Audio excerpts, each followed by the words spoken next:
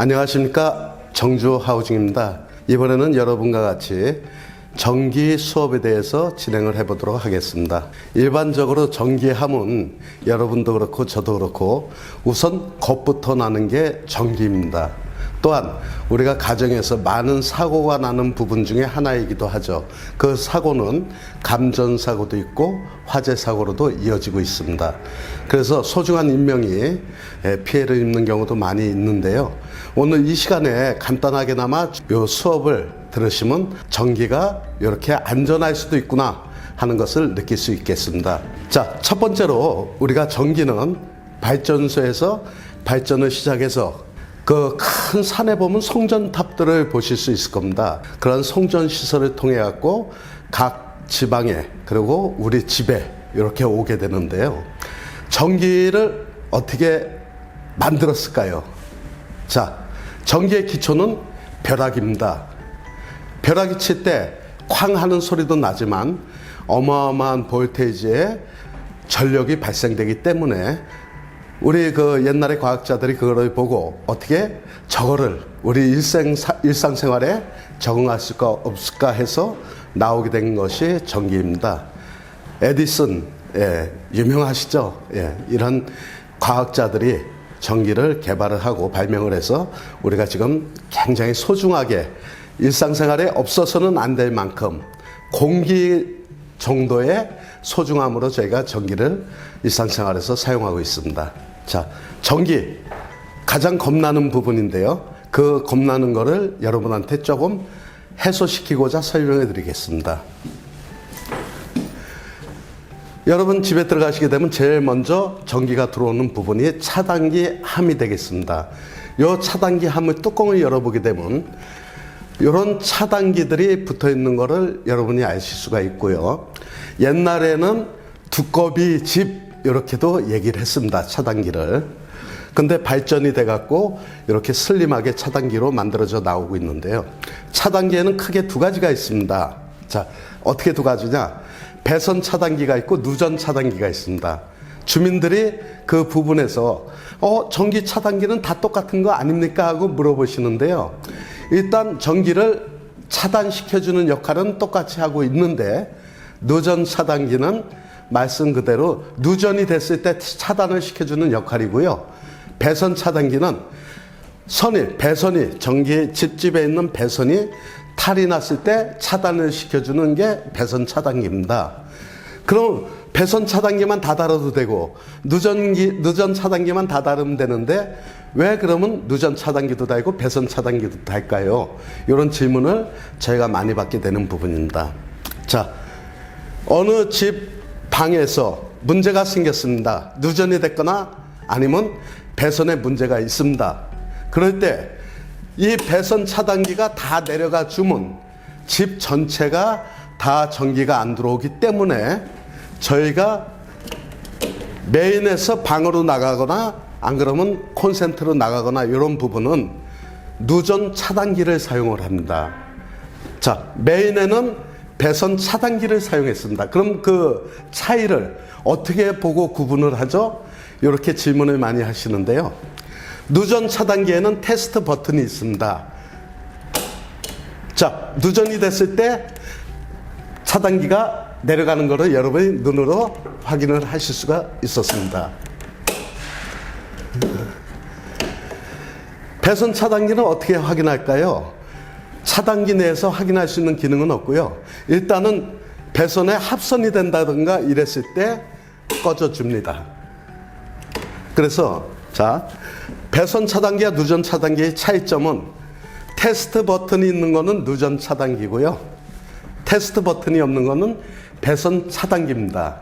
그래서 배선 차단기와 누전 차단기가 구분이 돼야만이 집안의 어느 한쪽에서 문제가 됐을 때 집 전체에 전기가 나가는 게 아니고 그 부분만 전기가 차단되기 때문에 저희가 이 차단기의 중요한 역할을 오늘 말씀을 드리는 겁니다. 전기는 일반적으로 저희가 전봇대라고 그러죠. 전봇대에서 전선을 타고 집안으로 전기가 들어오게 됩니다. 전기가 들어왔을 때 자, 배선 차단기를 거쳐서 누전 차단기로 계속 나가게 되는데요. 일반적으로 저희가 24평 아파트다 하면 차단기가 몇 개가 필요합니까? 이런 질문을 많이 받는데요. 차단기란 거는 많을수록 좋습니다. 왜? 그 부분에 가는 부하를 차단기에서 잡아줄 수 있기 때문에 많을수록 좋고요. 여러분 혹시 그러한 얘기를 많이 들으셨을 겁니다. 자, 집에 콘센트가 있는데 콘센트에다가 플러그를 또 꽂고 해서 막 10개, 15개, 심지어는 뭐 많이 여기서 콘센트에서 나가는 부분이 많은데요. 이거는 화재의 원인이 될 수 있다고들 다들 생각을 하시지 않습니까? 왜? 들어온 전기의 양은 예를 들어서 쉽게 얘기하겠습니다. 10밖에 안 되는데 나가는 애의 양은 30개, 40개를 내보내야 된다고 그랬을 때 탈이 나겠죠. 사람으로 따지면 배탈이 나는데 전기야는 배탈은 안 하고 합선이 돼서 누전이 되고 불이 일어나고 스파크가 튑니다. 자, 화재의 원인이 여기에 있습니다. 그래서 오늘 여러분이 이 수업을 받고 집에 가시게 되면 제일 먼저 확인해 주실 부분이 우리 집에 차단기함을 열었을 때 과연 차단기가 몇 개로 분리가 되어 있느냐, 이렇게 한번 확인해 보시는 게 가장 안전한 전기 사용이 될 것 같습니다. 그럼 저희가 일반적으로 차단기 분리는 어떻게 해야 되죠 하고 여쭤봤을 때, 자, 여러분이 집에서 쓰시는 전기 기구 중에서 전기 양을 우리가 많이 잡아먹는 부분들이 기구들이 있습니다. 첫째, 에어컨. 두 번째, 전기 히터. 세 번째, 인덕션 렌즈라고 그러죠, 주방에. 이러한 기구들은 전기를 굉장히 많이 필요로 하기 때문에 그러한 부분으로 가는 거는 차단기를 별도로 하나씩 분리를 해주시는 게 안전한 전기 사용의 방법이라고 말씀드릴 수 있습니다. 자, 그럼 차단기 분리는 어떻게 할까요? 메인 차단기에서 잡고 메인에서 이렇게 가지치기를 해서 나갈 수가 있습니다. 그러면 차단기 밑으로는 여기서 보시듯이 콘센트, 자, 전기 어떤 전열기라든가 어떤 제품에 전기를 공급해야 될지 모르니까 콘센트는 무조건 별도로 줍니다. 그 다음에 인덕션 또 별도로 줘야 되고요.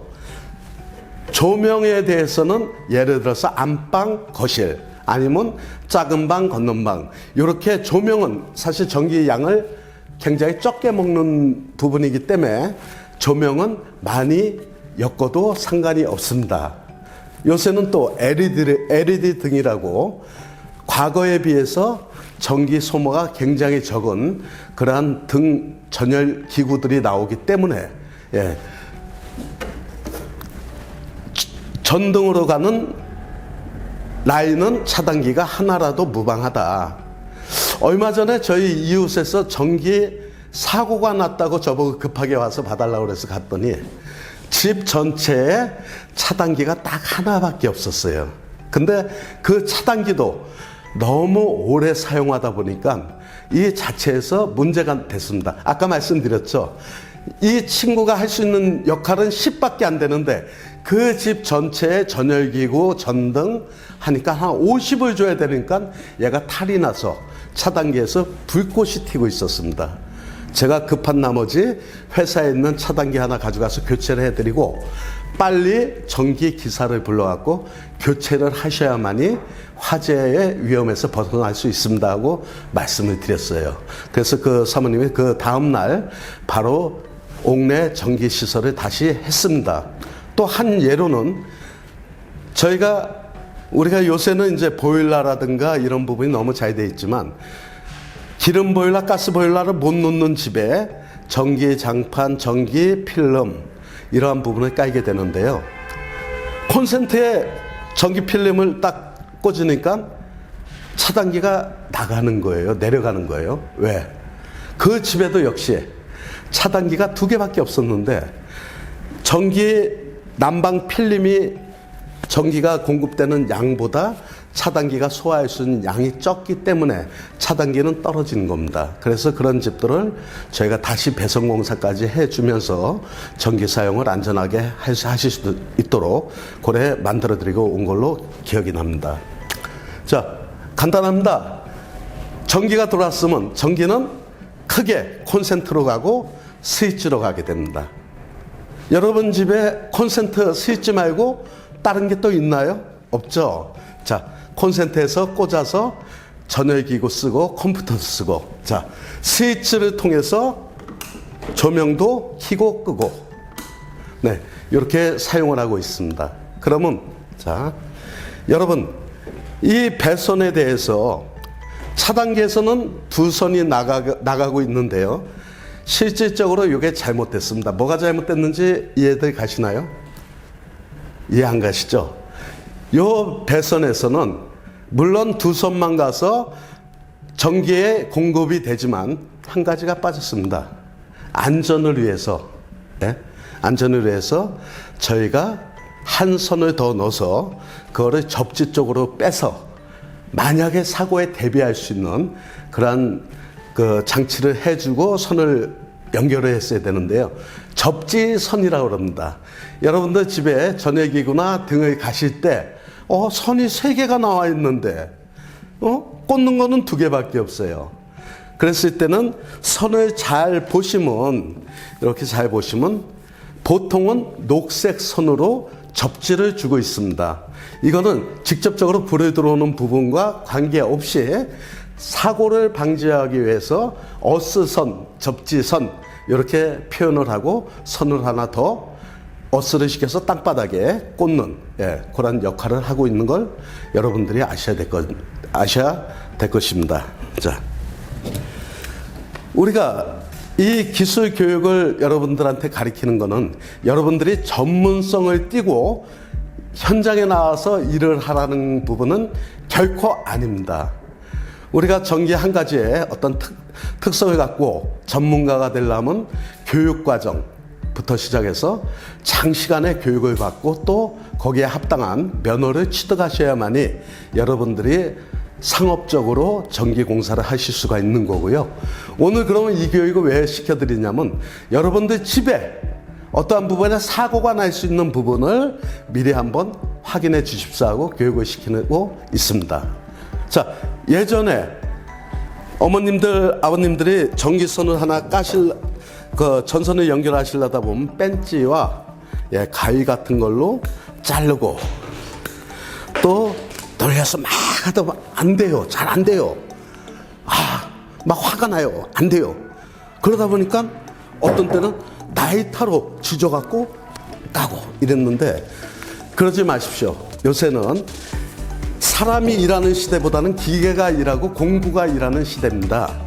이렇게 공구점에 가면 요 기구가 스크래퍼라고 하는 기구인데요.